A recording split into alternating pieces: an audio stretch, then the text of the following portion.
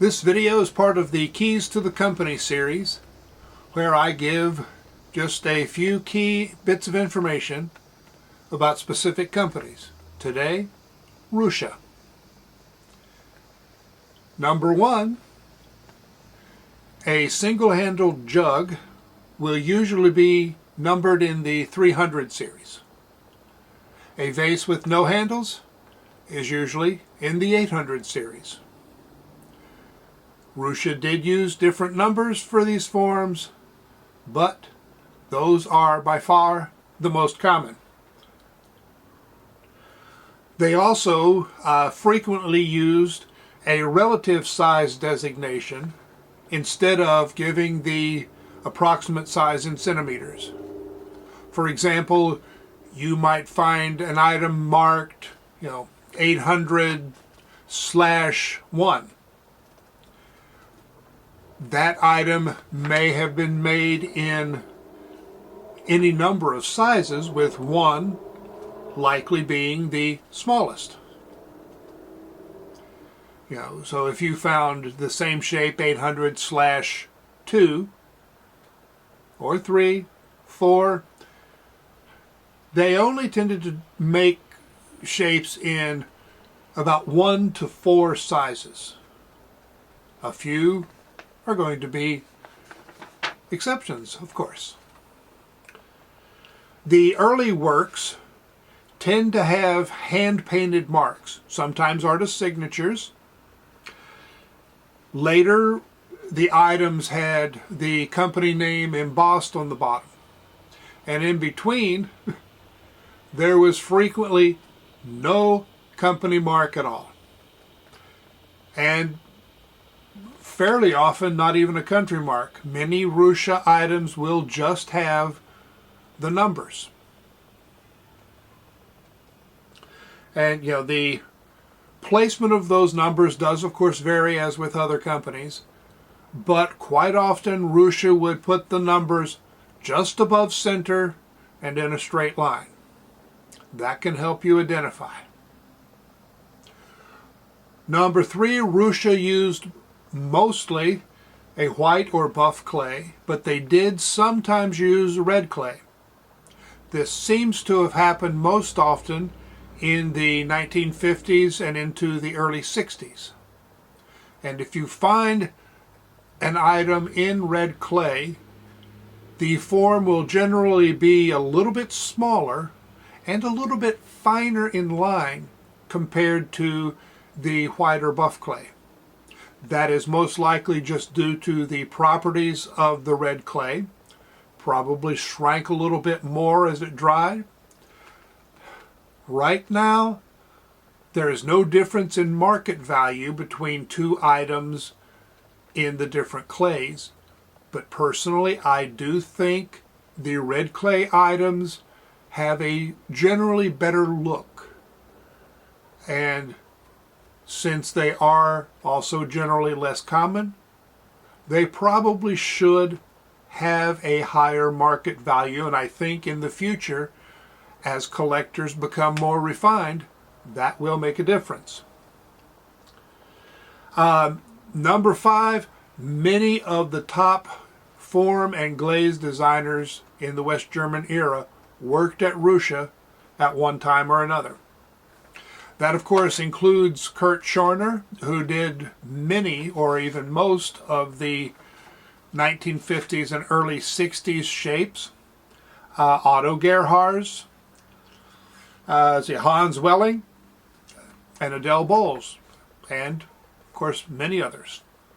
Number 6, Otto Ceramic now owns some of the molds.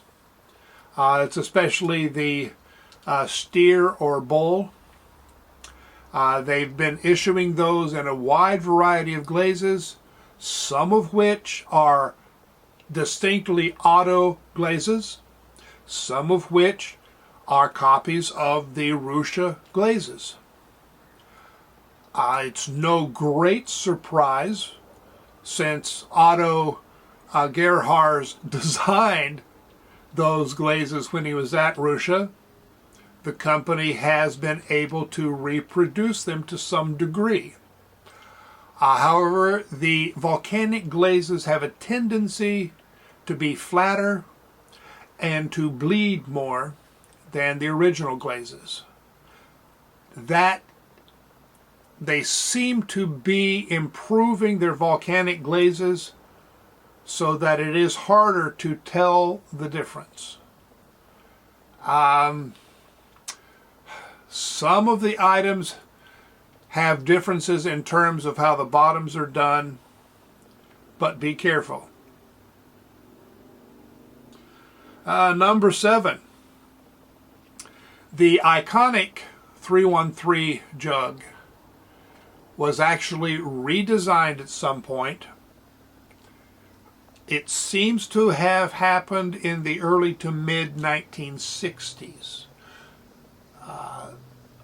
Later catalogs may show the original shape, but I do not think it was really being produced and sold. Just based on the glazes that are known on the original shape, you're not seeing glazes from later than the early 60s, maybe mid 60s on the original form. I am fairly sure that the change was to speed up production and reduce breakage, because certain aspects of the original form made it harder to produce and more likely to break either coming out of the mold or during the production and shipping. Unfortunately, those were also some of the aspects that made it such a wonderful and whimsical form. I understand the reasons, but the altered form is not that effective. It's a relatively ordinary form. However, some of the later glazes are utterly fantastic. Some are not. Market value on the revised shape should be almost entirely based on glaze. How successful the glaze is, how common it is, and some of them are very common. Some are rather rare and maybe very rare. It remains a little difficult to tell. But don't pay as much for an ordinary revised shape as you would either for an original form or for a revised shape with a great glaze. Well, I hope that helps one of these times when you're out on the hunt, so that maybe you will have a better idea of what you're looking at and whether or not it should go home with you. Enjoy the hunt, and I'll see you later.